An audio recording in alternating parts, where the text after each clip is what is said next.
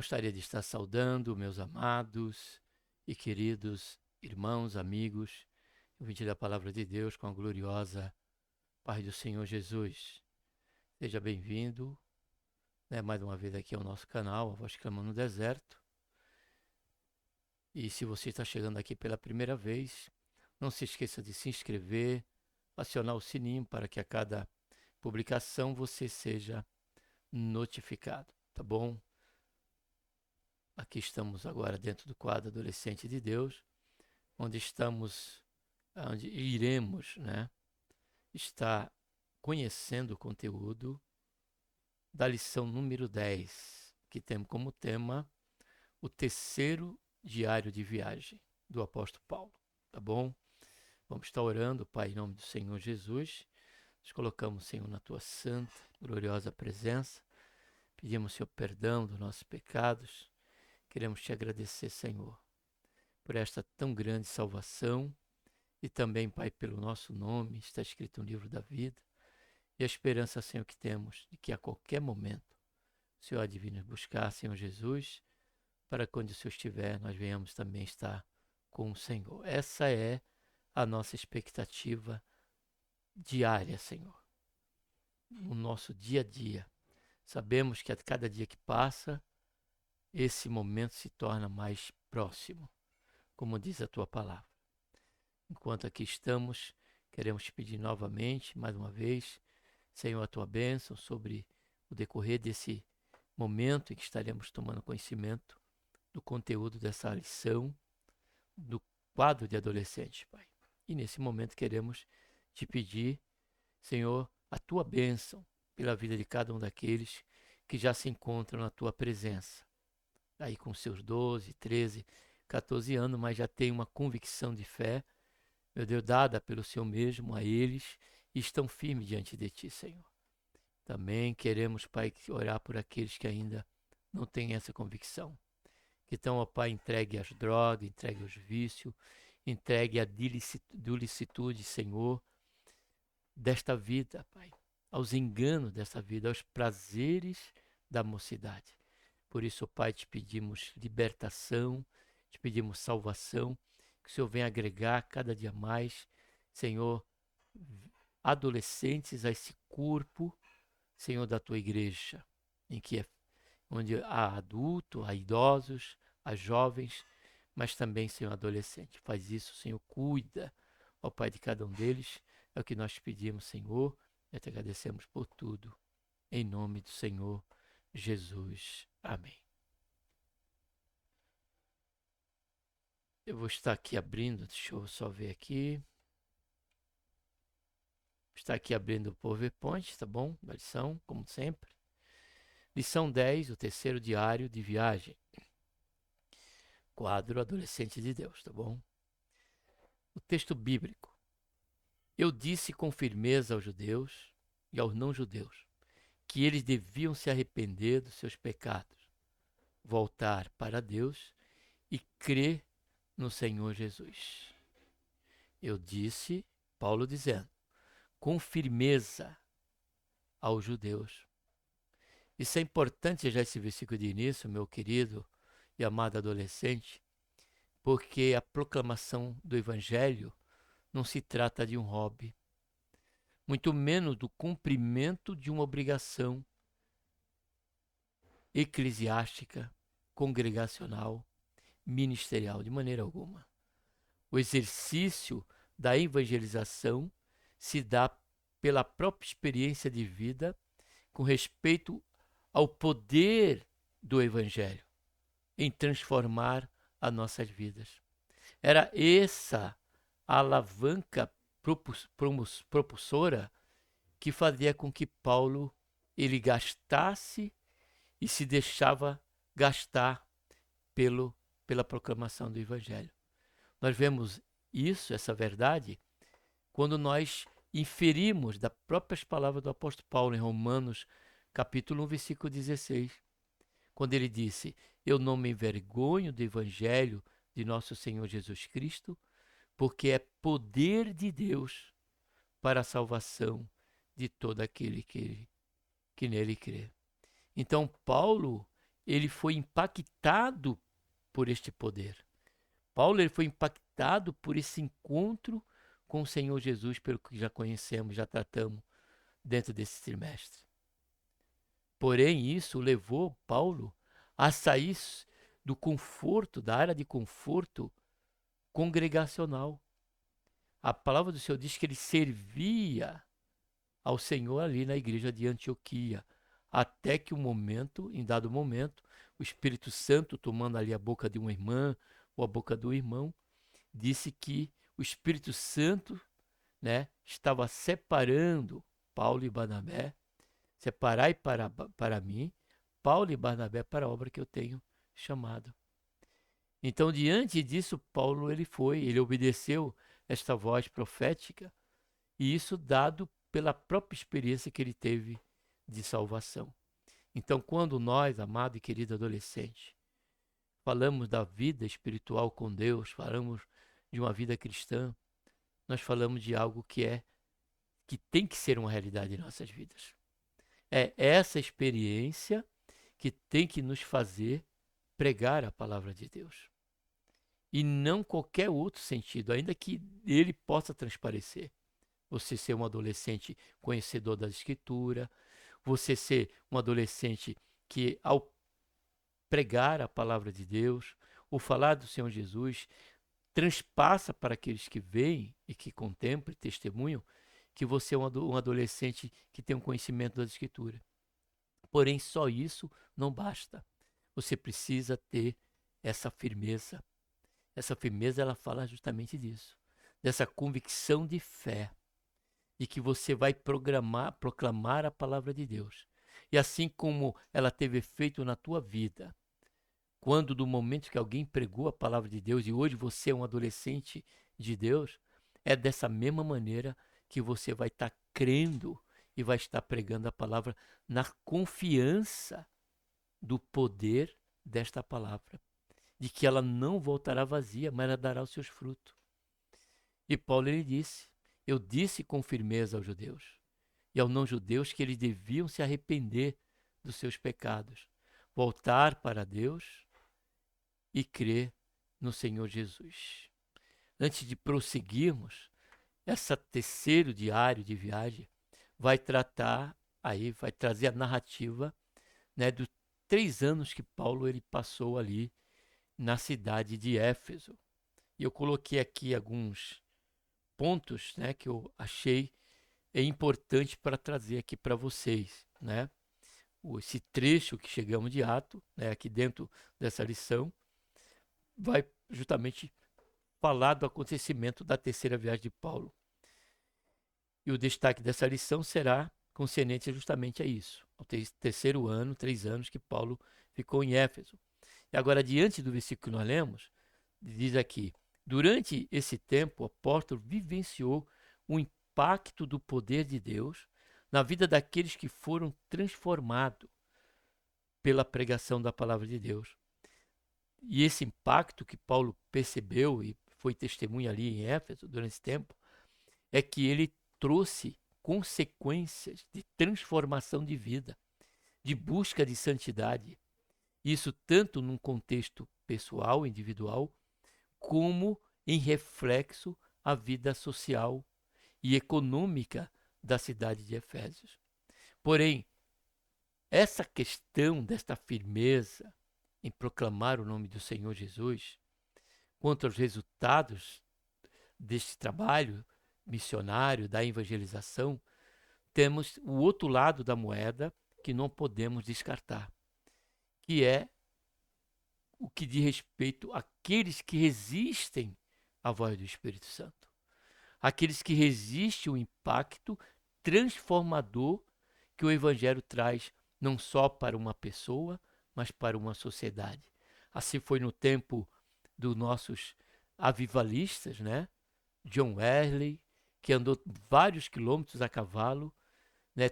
Na época dos puritanos, eram transformados cidades inteiras, tanto na questão moral, em questão de santificação, mas também na questão econômica e social daquele lugar. E isso foi o que aconteceu em Éfeso. Porém, dado essa gloriosa, é, esse glorioso testemunho que Paulo teve durante esses 3 anos ali, do impacto, porque Éfeso era uma cidade dada à magia, dada também a superstições, adivinhações. Então ali havia, naquela cidade, né, muitos templos, muitos rituais eram feitos ali. Ali eles comungavam a fé em vários deuses. Deuses esses diante, cada um dentro do cotidiano da vida. Um exemplo, com respeito ao amor, com respeito à agricultura, com respeito, eu anotei aqui também, com respeito, deixa eu ver aqui,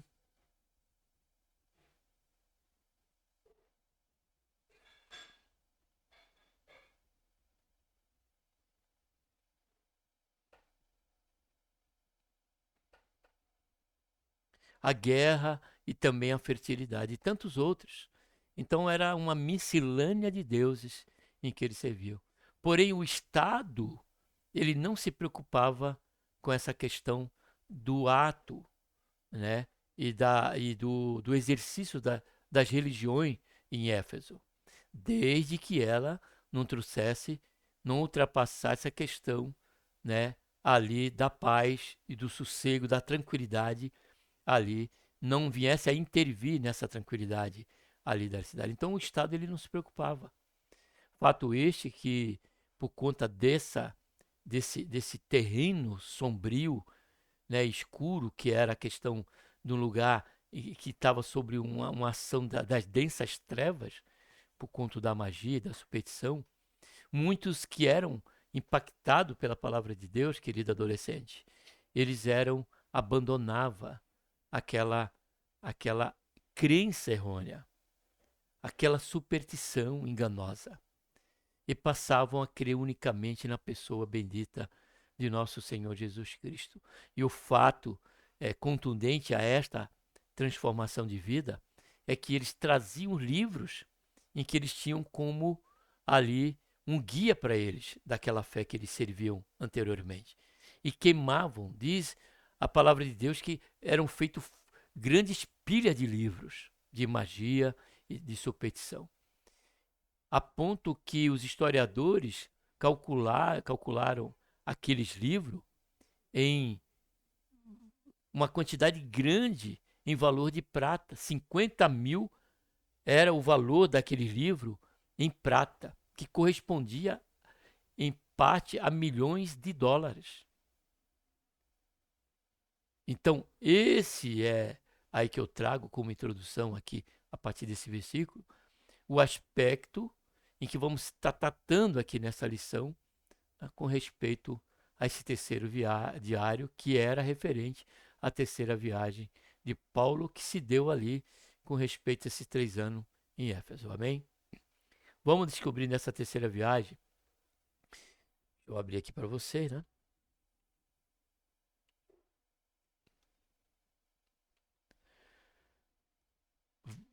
Vamos descobrir. Nesta terceira viagem, o apóstolo Paulo permaneceu 3 anos em Éfeso. Durante esse tempo, foi possível preparar obreiros, discipular os novos convertidos. Foram diversos desafios que o apóstolo enfrentou nessa cidade, dado o fato que nós comentamos aí, né? Por conta da pregação do evangelho. Desafios estes de natureza teológica e social, dentro e fora da igreja. Após a estadia, Paulo dedicou-se a chegar em Jerusalém, e nesta jornada outros contratempos ganharam força.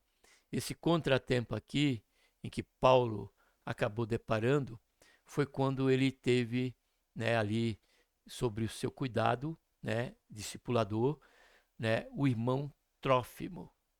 E ali ele levou Trófimo até ali o templo.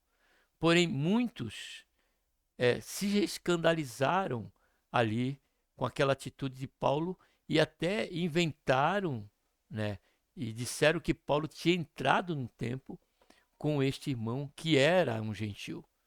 E naquela época, no templo ali, né, que ainda era o templo que foi o último templo que teve aí a participação de Herodes para agradar o povo. Esse templo ele tinha uma cerca que no hebraico se chama Sorek. E essa cerca, ela demarcava ali um perímetro em que o gentio não podia passar dali. E aqueles gentios que passavam, eles eram executados, eram mortos. Isso era a questão do conceito em que os sacerdotes tratavam com tanto rigor com respeito à lei. Então, nesse ponto, houve até um tumulto. Como eu falei que o Estado não se preocupava, desde que não era quebrada a tranquilidade. E por conta dessa notícia enganosa, né, houve um grande tumulto na cidade. Aqui nós vamos ver aqui. Eu vou levar vocês até aqui a palavra de Deus, né? Em Atos 21, observe bem o versículo 29. Porque tenham visto com ele na cidade Trófimo de Éfeso, e pensavam que Paulo, o introduzira no templo. Ou seja, só pensavam. Paulo não tinha feito isso porque naquele templo, que não foi o que acontecia no primeiro templo que Salomão construiu, não tinha essa cerca. Mas quando da construção do segundo templo, e ali com a ajuda de Herodes, foram acrescentadas essa cerca, em que no hebraico chama Sorek, em que não podia ser ultrapassada pelos gentios. Aí por isso, só por eles pensarem que Paulo estava ali com estes gentios que tinham ultrapassado esse limite, aí alvoroçou-se, olha só o que aconteceu. Alvoroçou-se toda a cidade.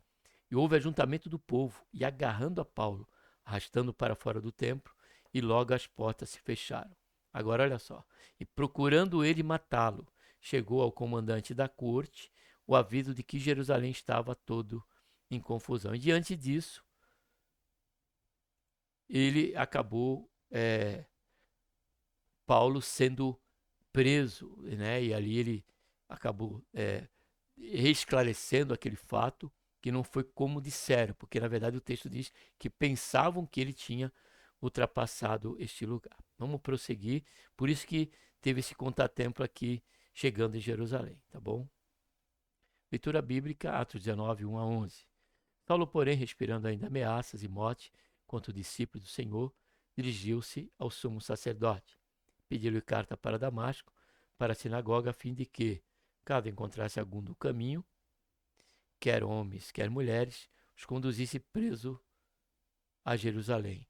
Mas, segundo ele viagem, ele dando testemunho aqui, Paulo, né? Deixa eu voltar. Paulo está dando testemunho aqui, depois desse episódio. Ou, quer dizer, antes disso, né? Um dos contratempos de Paulo diante do bom êxito ali do trabalho missionário de Paulo em Éfeso. E pediu-lhe carta para Damasco, para a sinagoga, a fim de que, caso encontrasse algum do caminho, quer homem ou mulher, conduzisse preso a Jerusalém. Mas seguindo ele viagem, e aproximando de Damasco, subitamente o cercou um resplendor de luz do céu. E caindo por terra, ouviu uma voz que lhe dizia: Saulo, Saulo, por que me persegues? Ele perguntou: Quem és tu, Senhor? Respondeu o Senhor: Eu sou Jesus, a quem tu persegues. Mas levanta-te e entra na cidade, e lá te será dito o que te cumpre fazer. Os homens que viajavam com ele quedaram-se emudecidos, ouvindo na verdade a voz, mas não vendo ninguém. Saulo levantou-se da terra e, abrindo os olhos, não via coisa alguma, e guiando-o pela mão, conduzindo-o a Damasco. E estes 3 dias sem ver, e não comeu nem bebeu. Ora, havia em Damasco certo discípulo chamado Ananias, e disse-lhe o Senhor em visão: Ananias, respondeu ele: Eis-me aqui, Senhor. Ordenou-lhe o Senhor: Levanta-te e vai à rua chamada direita, procura em casa de Judas um homem de Tarso, chamado Saulo, pois eis que ele está orando. Primeiro ponto: a parada de 3 anos em Éfeso. Através do livro de Atos, percebemos que o tempo de Paulo em Éfeso foi trabalhoso. Primeiro subponto, o derramamento de poder em Éfeso. Um judeu chamado Apolo, que cria em Jesus, chegou em Éfeso e anunciava com entusiasmo o caminho do Senhor. Ele tornou-se um líder e pregava para judeus e gentios. Apolo, porém, não tinha vivido a experiência do batismo no Espírito Santo, como do dia do Pentecostes. Por isso, ele ensinava sobre o batismo de João e o arrependimento para receber a salvação em Jesus Cristo, mas não falava sobre o batismo no Espírito Santo. Algum tempo depois, ele partiu para Caia. Quando Paulo chegou a Éfeso, a igreja não entendia sobre o batismo no Espírito Santo. Eles apenas conheciam o batismo em água feito por João Batista. Então, Paulo explicou que era necessário serem batizados em nome de Jesus. E também ressaltou que o batismo no Espírito Santo é diferente do batismo em água. Após essa introdução, Paulo os batizou em nome de Jesus, conforme o mandamento. Depois disso, fez uma oração com imposição de mão e receberam o batismo no Espírito Santo. E assim falaram em línguas e profetizaram. Resumindo aqui a questão do primeiro ponto, para não prolongarmos, a questão do batismo, querido adolescente, nas águas, trata-se de uma aliança de fé, de um testemunho de fé. A Bíblia ela nos diz que se nós confessarmos ao Senhor Jesus diante dos homens, ele nos confessaria diante do Pai. Então, o ato do batismo é esse testemunho de fé, em crer no Senhor Jesus e prometer servi-lo e segui-lo durante todo o dia da sua vida em confiança única na obra do Calvário que o Senhor Jesus fez. E isso fazia com que aqueles irmãos fizessem parte do corpo de membros desta igreja, tanto no aspecto local, mas principalmente no aspecto místico. Já a questão do batismo no Espírito Santo se trata de uma promessa de revestimento para o exercício vocacional da igreja com respeito a ir por todo o mundo e pregar o evangelho a toda criatura. Prosseguindo, vamos para o segundo subponto. O enfrentamento de espíritos malignos.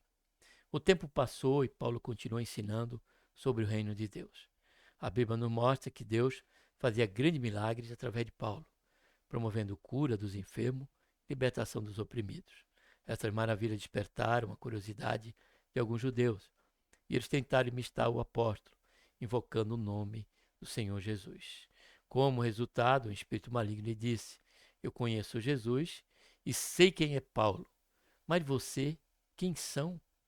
Esse evento teve um grande impacto na cidade, a ponto de os praticantes de magia queimarem em público seus livros em encanto. Observe, amados, como comentamos no versículo 1, né, no começo, né, sobre a questão do versículo ali que lemos na mensagem, da importância que era a questão da evangelização, né, tendo por testemunho, né, do impacto que ele teve em nossa própria vida. Assim como aquela mulher samaritana, em que João faz menção, que a partir do encontro com o Senhor Jesus, ela foi com ânimo, esquecendo até da água que ela veio buscar naquele poço. E foi ali, né, no samaritano, proclamar o nome do Senhor Jesus como profeta que eles aguardavam. E diante aqui, nós vemos um outro fator que nos mostra a seriedade dessa questão. Não é um hobby, não é apenas uma obrigação congregacional ministerial, mas é uma ordenança divina e ela tem que ser cumprida aos modos revelados na palavra de Deus, que é a questão da capacitação espiritual, justamente por conta dessa realidade. Então, muitos, não só no tempo de Paulo, podemos ter como exemplo, mas no tempo de hoje, usam o nome de Senhor Jesus para o próprio ganho, para o próprio proveito pessoal. o que não vai ter resultado e vai sofrer as consequências, não só odiernas, mas eternas diante de esse tipo de atitude. Haja vista que o Senhor Jesus fez menção em Mateus capítulo 7, versículo 21, de um contingente já lá na eternidade, em que vão dizer para ele, não pregamos em teu nome, não fizemos muitas maravilhas, e aqueles ali, ainda com dons espirituais, porém pela motivação errada, já se tornaram desconhecidos do Senhor Jesus, porque ele disse que falaria abertamente para eles: apartai de mim, vós que praticais iniquidade, porque eu vos não conheço. Imagine então um exemplo desses aqui que foram, vendo Paulo fazer tudo aquilo, foram querer imitar e acabaram sendo vítima daquele espírito imundo. Aqui fica, né, ladeado esse comentário, né, a questão também do quanto precisamos ter esse revestimento de Deus. Porque o evangelismo, a pregação do evangelho, como disse, não é algo que tem que ser tomado apenas por uma decisão pessoal, mas ela que tem que estar aliada frente às orientações que a Bíblia nos dá. Observe que os discípulos, eles andaram com o Senhor Jesus durante 3 anos, testemunhando as maravilhas e milagres que Jesus realizava, a ponto de também de ser enviado e ver o efeito da pregação de poder de Deus, de pessoas ser libertas de demônios, isso pela autoridade que o Senhor Jesus tinha delegado a eles naquela missão. Porém, quando Jesus foi assunto ao céu, ele falou para que ficasse em Jerusalém, porque só aquela experiência com o Senhor Jesus, observe bem isso, não era o suficiente para fazer a obra que Deus, que o Senhor Jesus ia deixar para a igreja. Obra esta que ele mesmo disse, que a igreja ainda faria obras maiores que daqueles das quais ele realizou durante seu ministério messiânico, enquanto aqui esteve. Mas eles, com tudo isso, não estavam ainda capacitados para ir fazer a pregação do evangelho. Precisavam receber esse revestimento. Então fica aqui também esse adendo de suma importância, mais uma vez, com respeito a esse assunto. O número, isso foi a parada, né, de 3 anos. E a questão do livro, como foi dito aqui no comentário anterior, né? Segundo ponto, conflito religioso e econômico. O número de cristãos aumentou na cidade, ou seja, muitos abandonaram rituais idólatras. Consequentemente, né, trouxe prejuízo aí para a questão social e econômica da cidade, que era uma cidade, como disse, né, regada pela miscelânea de crença, né, mística, aquele politeísmo, né, de vários deuses, magias e adivinhações e tantas superstições, e isso redundava em lucro na cidade com respeito a esses livros, né, que eram comprados e que faziam parte da vida daquelas pessoas que estavam presas sob essas algemas, né, de engano e supersticioso, né? E isso provocou controvérsia em meio aos produtores de objetos do templo da deusa Diana. Na cidade de Éfeso havia um grande templo dedicado à deusa Diana, ou Artemix. A motivação religiosa neste templo atraía milhares de pessoas todos os anos para a cidade e garantia uma grande arrecadação financeira. Olha aí, a conversão de muitas pessoas à fé em Cristo trouxe um penoso prejuízo para o mercado dos ídolos. E assim, instalou-se uma revolta contra Paulo e seus companheiros, liderado por Demétrio e outros artesãos. Vou ler novamente. A conversão de muitas pessoas à fé em Cristo trouxe um penoso prejuízo para o mercado dos ídolos. E assim, instalou-se uma revolta contra Paulo e seus companheiros, liderado por Demétrio e outros artesãos. Então, essa é uma questão que é inevitável, né? A multidão ficou revoltada e descontrolada. Eles arrastaram Gaio e Aristarco para o teatro. O nível do conflito aumentou e os cidadãos e os cristãos poderiam ser acusados de cometer crime contra a ordem do império. Assim, o secretário da prefeitura instruiu o povo e os acusadores a se acalmarem e tratarem do assunto no tribunal ou nas reuniões formais da cidade. E assim a multidão foi dispersada. Observe, parte da economia da cidade de Efésios estava relacionada ao turismo e comércio voltado para o templo de Diana. Muitos moradores da cidade tiveram encontro com Jesus, por isso não mais praticavam rituais pecaminosos e não mais compravam os objetos idólatras. Alguns cristãos até foram desprezados por seus amigos por abandonarem a tradição da cidade. O compromisso de servir a Deus traz mudança de hábitos, impacta a família e o ciclo social. Nós vemos isso, que é interessante aqui nesse quadro,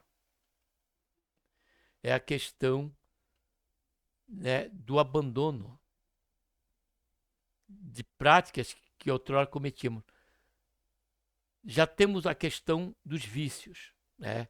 Aquele que fumava, aquele que estava entregue às drogas e outro tipo de vício, a bebida alcoólica.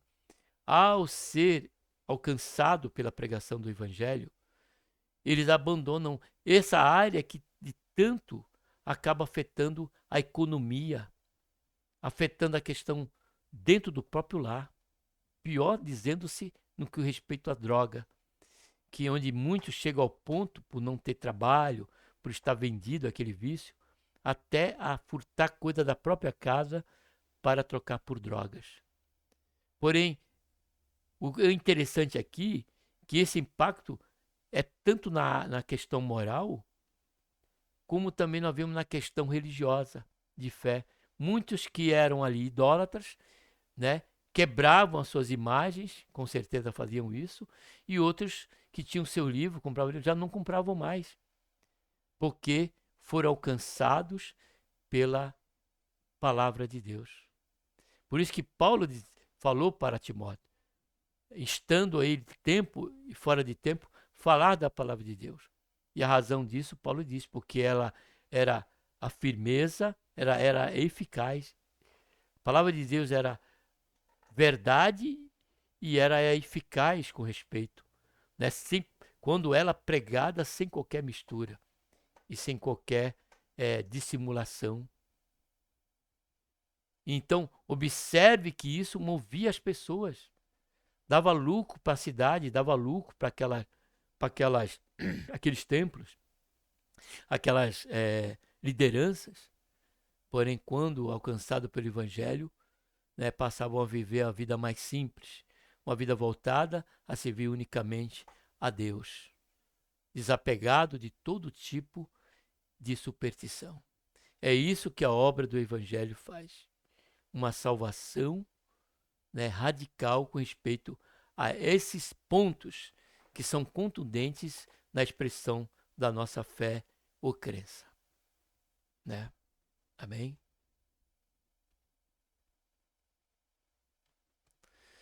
Após tudo ser resolvido, Paulo seguiu viagem para seu destino final. A chegada de Paulo e seus companheiros foi festejada pela igreja em Jerusalém. O apóstolo entregou a oferta das igrejas da Macedônia e Acaia e compartilhou com eles como a boa nova de Jesus estava sendo pregada entre os não-judeus. Os irmãos explicaram que alguns judeus estavam falando mal de Paulo pela cidade, espalhando que ele ensinava o abandono da lei de Moisés. O apóstolo então aceitou participar de um ritual de purificação para demonstrar que essa ideia era um boato. Passados os dias da purificação, Paulo estava no templo e foi visto por algum daqueles judeus que o perseguiam por onde ele passava na Ásia Menor. Eles o acusaram falsamente, olha só, de ensinar contra o povo de Israel a lei de Moisés e o templo e de profanar o lugar sagrado por ter levado os gentios ali. Tudo isso faz parte, né, dos obstáculos que nós sofremos, ainda que buscando viver uma vida de temor e tremor a Deus. Não estaremos isentos desse tipo de calúnia, amado. Mas precisamos fazer como Paulo, pregar a palavra de Deus, não fazer corpo a qualquer tipo de discussão. Foi o que Paulo fez, ele seguia pregando e anunciando o evangelho. Porque o que Paulo pregava era a salvação pela graça e não pelas obras, que estava ligado ao cumprimento da lei cerimonial, né, do Antigo Testamento. Era dessa lei que Paulo estava dizendo que não era preciso mais cumprir aquela lei e aqueles preceitos ritualísticos. Porém, a questão dos princípios morais, esse Paulo sempre preservou à luz das Escrituras, fazendo até uso dela, né? Foi como ele fez em Éfeso. Escreveu na carta até mesmo a Éfeso, capítulo 6, ali antes do capítulo 6, versículo 1 e 2, quando ele fala para os jovens, né, para os filhos, que eles tinham uma promessa, né, a obediência ao pai e à mãe era uma promessa de longevidade de vida. E ele fez menção à lei de Moisés, que era só porque era o quarto mandamento. Foi um alvoroço, o povo arrastou Paulo para fora do templo para matá-lo. Foi quando chegou o comandante romano com suas tropas. Somente neste momento, os agitadores pararam de bater em Paulo. A confusão cessou e o apóstolo foi levado preso. Concluindo, o ministério do apóstolo Paulo foi conduzido por Deus, mesmo quando a situação parecia complicada. Havia um propósito maior: a pregação do evangelho do Senhor Jesus e a salvação de almas. Que Deus, amados, por intermédio de Cristo Jesus, nos abençoe. Um abraço a todos e até a próxima programação. Vamos estar aqui orando. Pai, em nome do Senhor Jesus, nós colocamos, Senhor, na tua santa e gloriosa presença e te agradecemos, Senhor, por esse período que aqui tivemos, conhecendo o conteúdo dessa tão importante lição que ainda continua falando conosco, com respeito, Pai, à importância, né, dos cuidados da evangelização e os resultados quando dela, Senhor, se fizerem, né, dentro de um lado, ó Pai, a questão do êxito, né, em que veremos o fruto desta de nos colocarmos a serviço do teu reino, como instrumento nas tuas mãos, como também do lado da oposição, Pai. Porém, crendo que em tudo o Senhor nos fará mais do que vencedores, para que nós possamos continuar, exemplo de Paulo, fazendo a boa obra e levando as boas novas de salvação, Senhor. Nesse momento queremos orar por cada seu irmão, cada irmã que já estão, ó Pai, integralmente envolvidos em missões, aos missionários que estão no campo missionário, nos países de 40, de 20. Senhor, abençoa cada um deles e nos abençoa também, Pai, nos revestindo de poder, nos enchendo do teu Santo Espírito, batizando o Senhor Jesus com o Espírito Santo, concedendo este revestimento para que, através dele, possamos ser impulsionados para fazer com eficácia e excelência, Senhor, e cumprir a vocação pela qual o Senhor tem deixado para a tua igreja. Em nome do Senhor Jesus, Pai, que nós oramos, te damos graça por tudo. Amém.